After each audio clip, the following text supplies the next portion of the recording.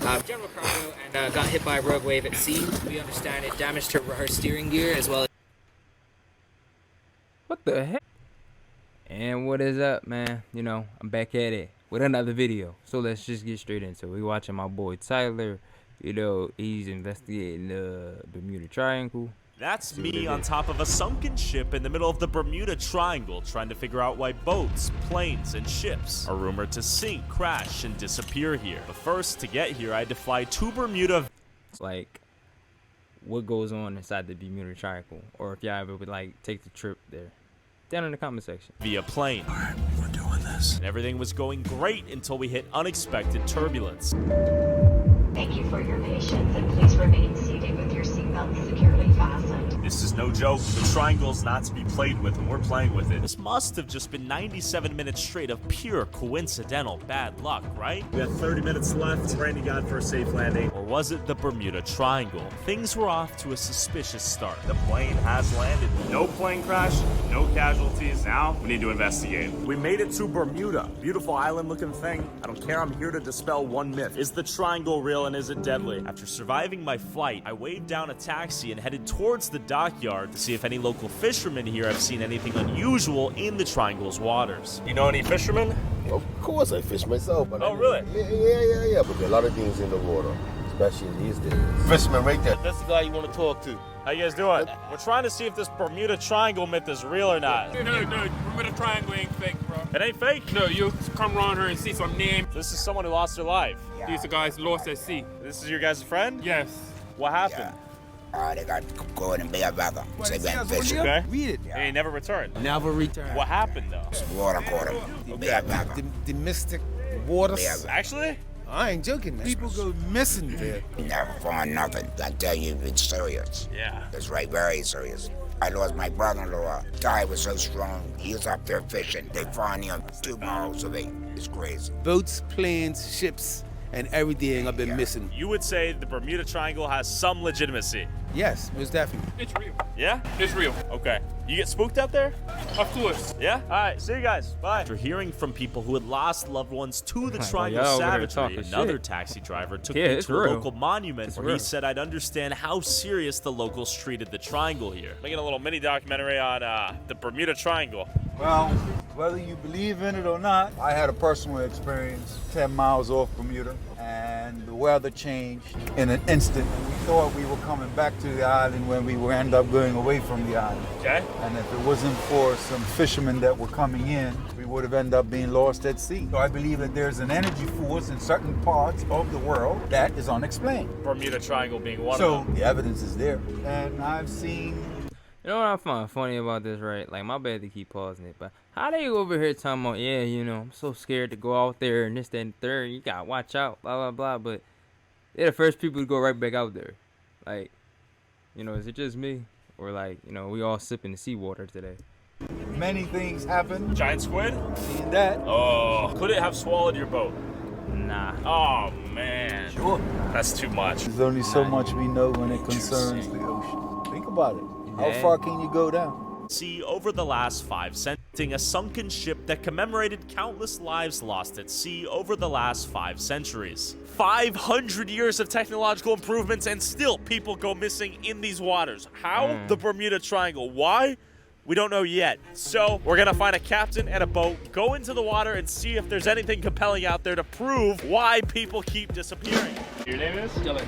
Dylan, good to meet you. Josh. John. Let's do Yo, it. I With was the close. boat chartered, the question is, can I find any sunken ships or planes in the ocean? It is a place known for the weather to change quite quickly at times, and it gets really, really nasty out here. Okay. So that's a big part when it comes to why ships why we believe a lot of ships have been missing. I've seen derelict boats out there, small sailing yachts. The biggest one I saw was actually bigger than this, just floating out there, no trace of people on board.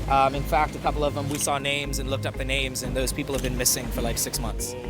One boat had been drifting out there for almost 10 years. Animals out here might kill us. Jellies, Portuguese man of wars. Portuguese man of war? Yeah, it's the season where we're starting to see them drifting in. They are very evil. Giant squid have been seen around Bermuda. We've got well over 300 known shipwrecks around here, and of that, at least 100 of them are diveable either with free diving gear or with scuba. Respect the ocean. All right. Man. That's it. Type it need me! Alright, we found our first shipwreck. The Lardington's right there. You can see the boilers. What? How did this thing sink again? The Lardington? So the Lardington was basically actually on her way from Russia to Baltimore, general cargo, and got hit by a rogue wave at sea. We understand it damaged her steering gear as well as. What the heck? Like, did y'all hear somebody clearing their throat or something? I'm thinking like somebody in the back of me up here. Like, Let's crack the stern open a bit. So they tried to come here for repairs, and they basically ran aground. And after inspecting this vessel, we headed towards our next ship crash, known as the Montana Constellation. It's left of her. That's cement? Yeah, that was her cargo on her deck. That is crazy. Yeah. We're gonna try to use the drone real quick, and then we're going in to look at the cement bags. Until this happened.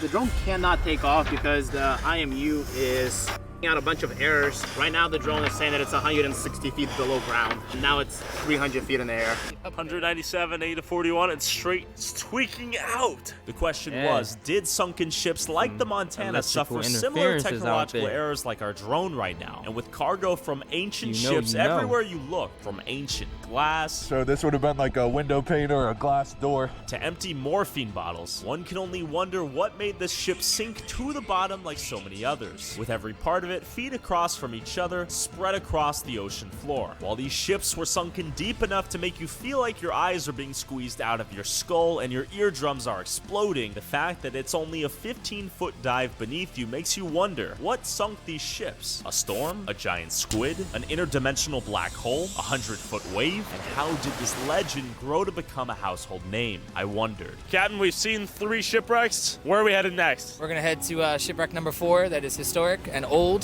called the HMS Vixen. Sticking up out of the water right there is actually the bow of the ship. Oh, yo. Yeah. Where that? That's actually interesting. If you look right below that, the 2 bollards, that's where you would tie lines to, everything like that. So you see the deck right there? Look at all those fish. Yeah, man. Can we swim in there? We could try, yeah. So that's the ramming portion right there. If I were to swim inside the ship itself, would I get tetanus, AIDS, HIV? More importantly, there used to be 2 8-foot green moray eels that used to live inside of it. And if you've never seen eels before, eels are very territorial, and I've seen them bite people underwater. Good bit, bro. Got water in my eyes.